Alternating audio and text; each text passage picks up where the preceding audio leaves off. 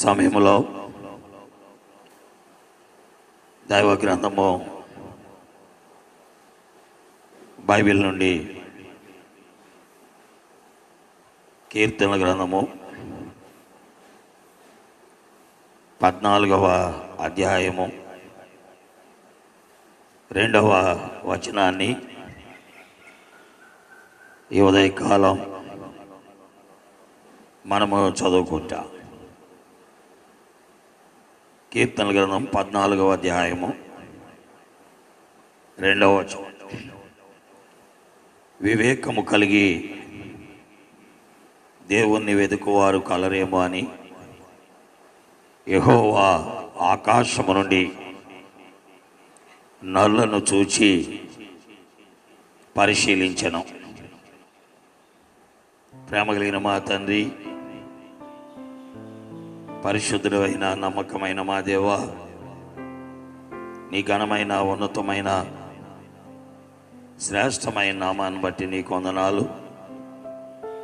చదవబడిన లేఖనము మీరే మాకు ఆశీర్వాద కారణంగా చేసి బలపరిచి నడిపించి మహిమ పొందండి. నీ రొట్టె విరిచి పంచిపెట్టండి.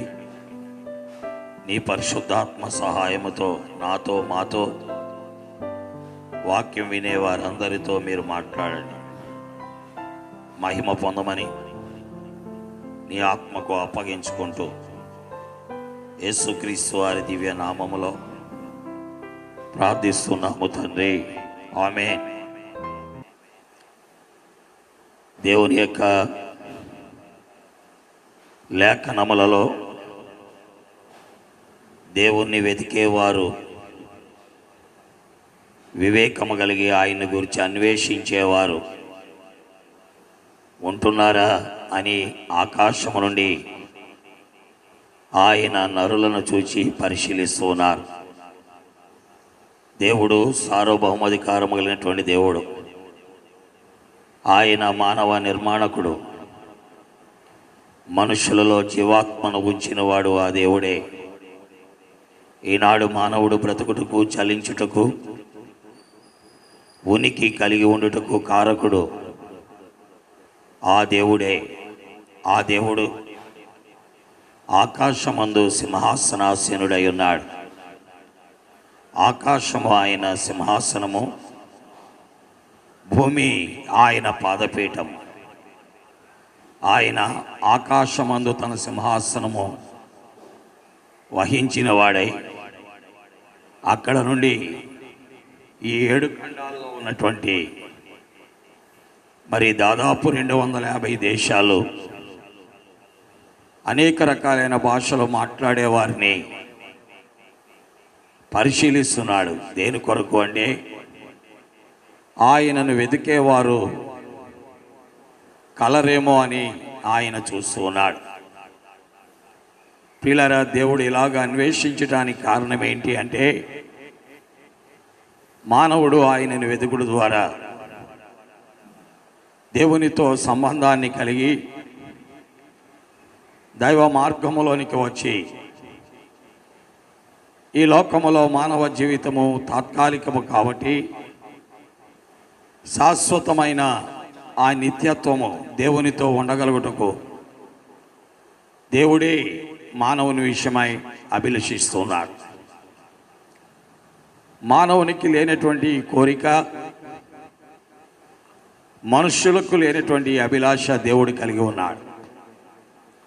మనుషులకు చాలా అభిలాషలు ఉన్నాయి. ఈ లోకములో గొప్పవాడు కావాలి, ధనవంతుడు కావాలి, విద్యావంతుడు కావాలి, పేరు ప్రఖ్యాతులు కలిగిన వాడు కావాలి, ఒక ప్రత్యేకమైన అసమానమైన వ్యక్తిగా ఈ లోకములో జీవించాలి అనుకుంటున్నాడు.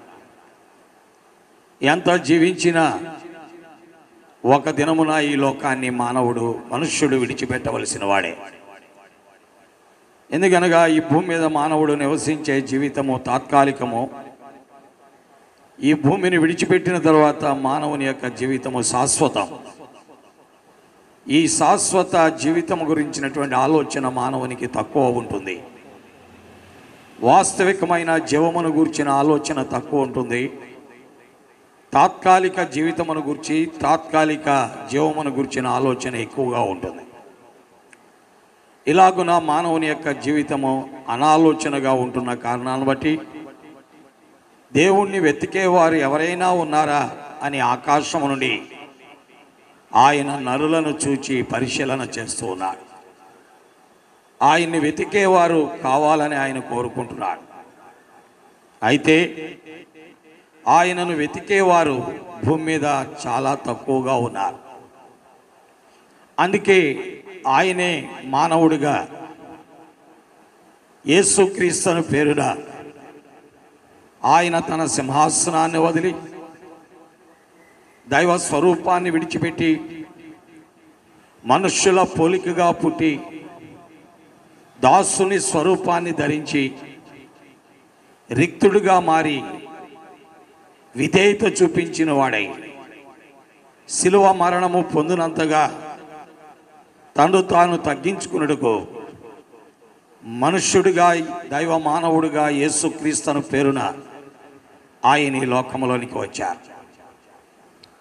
ఆయన ఈ లోకంలోనికి రావడానికి కారణం మానవులైనటువంటి మనము ఆయనను వెదకని కారణాన్ని బట్టి ఆయనే ఈ లోకములో మనల్ని వెతుక్కుంటూ వచ్చారని లూకాసు వార్త 19వ అధ్యాయం 10వ వచనములో మనము చూస్తున్నాం. అక్కడ రాయబడిన మాట ఏంటంటే, నశించిన దానిని వెదకి రక్షించుటకు మనుష్య కుమారుడు ఈ లోకములోనికి వచ్చాడు. ప్రభు అయిన యేసుక్రీస్తు వారు ఆయన దేవుడయుండి ఈ లోకములోనికి ఆయన రావడానికి కారణం అదే.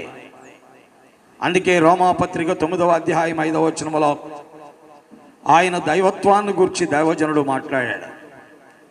ఏమని మాట్లాడాడంటే,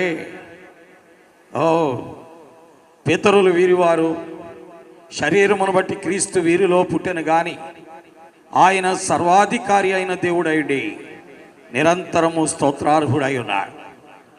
ఆ సర్వాధికారి అయినటువంటి దేవుడైన యేసుక్రీస్తు మానవాకారములో మనుష్యుడిగా ఈ లోకములోనికి రావడానికి కారణం నశించిపోతున్న మానవుడు, దేవుణ్ణి వెతకనటువంటి మానవుడు, తాత్కాలిక జీవితము కొరకై తాపత్రయపడుతున్నటువంటి మానవుడు, తాత్కాలిక జీవితము కొరకై ఆలోచనలు కొనసాగిస్తున్న మానవుడిని వెతకి రక్షించడానికి ఆయన ఈ లోకములోనికి వచ్చారు.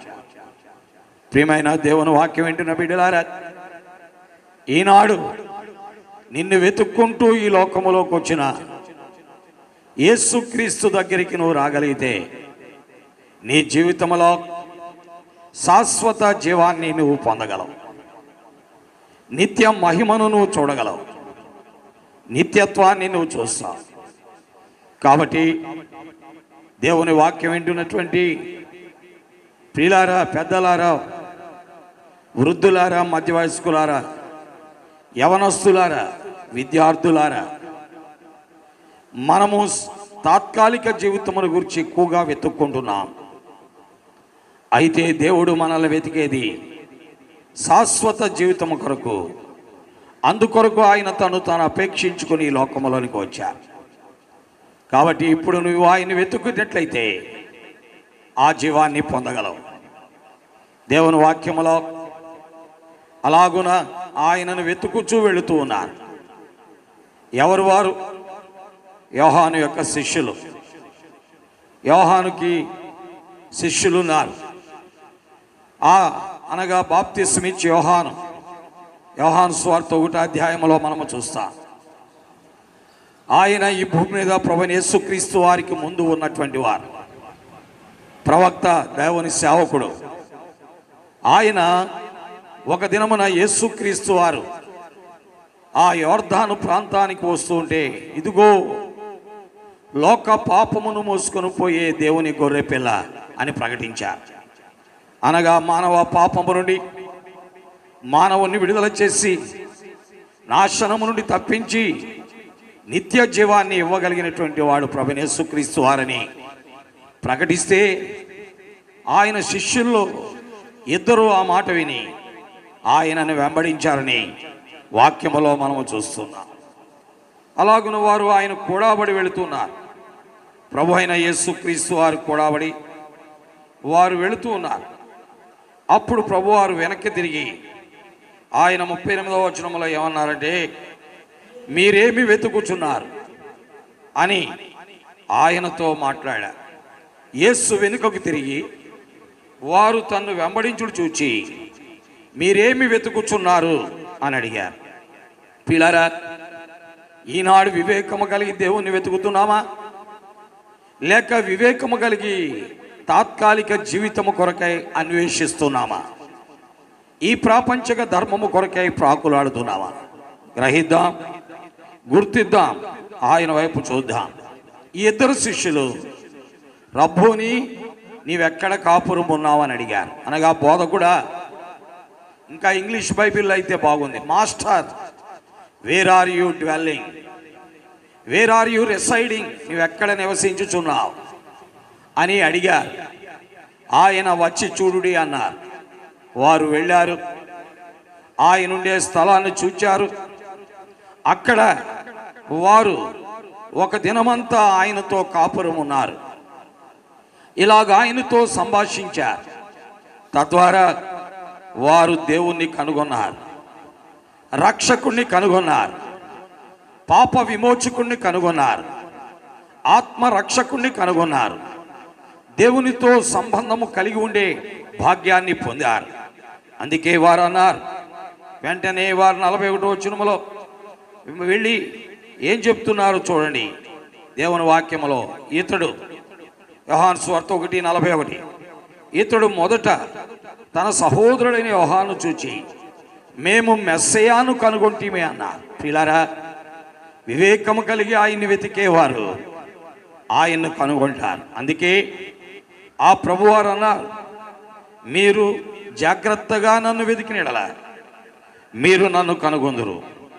కాబట్టి దేవుని వాక్యములో ఆ శిష్యులిద్దరూ ఆయనను కనుగొన్నారు. ఆయనను కనుగొని మేము రక్షకుణ్ణి కనుగొన్నామని వారు సాక్ష్యము చెప్పారు.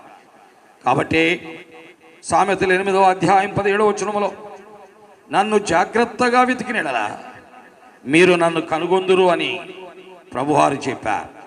అంతేకాదు, ఇర్మియా గ్రంథం 29వ అధ్యాయములో మనము చూస్తున్నాం.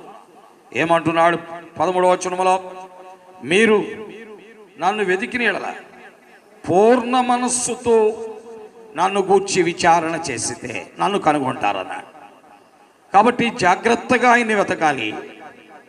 పూర్ణ హృదయముతో ఆయన్ని వెతికితే మనం ఆయన్ని కనుగొంటాం, నిత్య మహిమను పొందుతాం, వాస్తవికమైన జీవానికి అర్హులమవుతాం.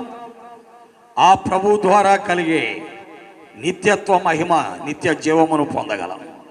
కాబట్టి వివేకము కలిగి ఆయన్ని వెతికేవారు కలరేమో అని ఆయన అన్వేషిస్తూ వారి కొరకే ఆయనే ఈ లోకములోనికి వచ్చాడు.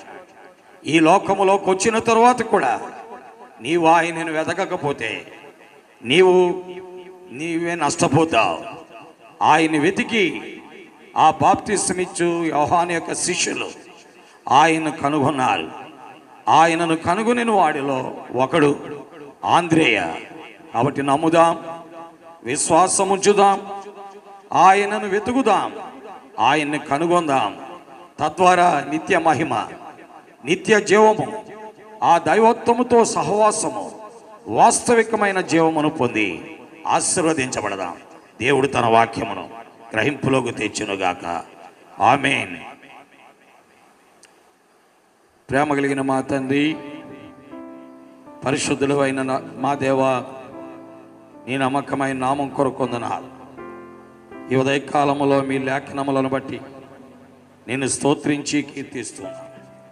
అది నీ వాక్యము, దాన్ని మీరు ఆశీర్వదించండి నాయన. అనేకులకు ఆశీర్వాద కారణంగా చేయండి. నీ పరిశుద్ధాత్మ కార్యమును జరిగించుకోండి. మహిమ పొందమని, పరిచర్యను ముద్రించమని, ఈ దినమంతా తోడైండమని, మమ్మల్ని శోధనలోకి దృష్టిని తప్పించమని, భీకర ధ్వనిగల పాడైన ఎడారిలో యాకోబును ఆవరించి పరామర్శించి కనుపాపు వలె కాపాడిన ఆ దేవుడు యేసుక్రీస్తు నిన్న నేడు నిరంతరం ఒకటే రీతిగా ఉన్నాడు. మమ్ములను, మా కుటుంబాలను, మా బిడ్డలను, అలాగే పరిచర్యలో ఉన్న విశ్వాస కుటుంబాలన్నిటినీ కాపాడి భద్రపరచాలి. ఈ కరోనా మహమ్మారి నుండి విడిపించి ఎంతమంది దీనికి గురై ఇబ్బంది పడుతున్నారు, విడుదల కలుగు చేయండి, క్షేమం ఇవ్వండి, ఆదరించండి, ఆదుకోండి, వారికి నెమ్మది ఇవ్వండి, వారి కన్నీటిని తొడవండి, వారి దుఃఖమును సంతోషంగా మార్చండి. ఎవరైనా తండ్రి కోవిడ్ పాజిటివ్ గురైన వారు భయపడక, దేవా నీవే వారిని విడిపించే దేవుడిని విశ్వసించడం, ఈ ఉదయ కాలంలో నీ వాక్య ప్రకారం వారు నిన్ను వెతుకుటకు కనుగొనుటకు తద్వారా ఆదరించబట్టుకు సహాయపడమని, వాక్యమును ముద్రించమని యేసుక్రీస్తు వారి దివ్య నామములో ప్రార్థిస్తున్నాము తండ్రి, ఆమేన్. తండ్రి, కుమార, పరిశుద్ధాత్మ త్రియేక దేవుని యొక్క సహాయం వాక్యం వినే వారందరికీ తోడైయుండును గాక, ఆమేన్. ప్రియులారా, ఈ యొక్క యూట్యూబ్ ఛానల్ మీకు మరి నచ్చినట్లయితే దీన్ని లైక్ చేయండి, షేర్ చేయండి, సబ్స్క్రైబ్ చేయాలని ప్రభువైన యేసుక్రీస్తు వారి నామం పేరిట మనవి చేస్తున్నాం. దేవుడు మిమ్మును, మీ బిడ్డలను, మీ కుటుంబాలను దీవించి ఆశీర్వదించును గాక, ఆమేన్.